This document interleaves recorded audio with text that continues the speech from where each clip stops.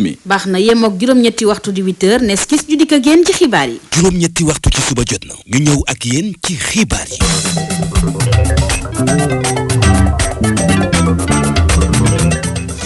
mu ngoog xibaar yi ak Abdoulaye Bopp Lengue yaa ngoog. jërëjëf ñu ngi lay jaajëfal bi ju Thiam Daf ci ànd beeg Walfadjri 99.0 mbokk yi juróom-ñetti waxtu jot na ca Ndofane la Gem jàpp Thiaré. Walfadjri la ca gën a fës ci boppu xibaar yi lu aju ci napp gi am na gàllankoor bokk na ci tamit li nga xamante ne mooy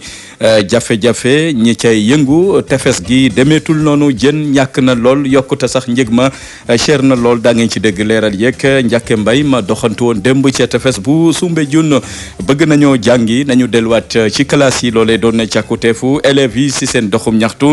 ni ki démb ci mbeddu Ndakaaru ñaawlu jafe-jafe yi tënk école bu Sénégal te ñu ngi waajal examen daa ngeen ci dégg leeral yi ci biir xibaar yi combat Modou Lo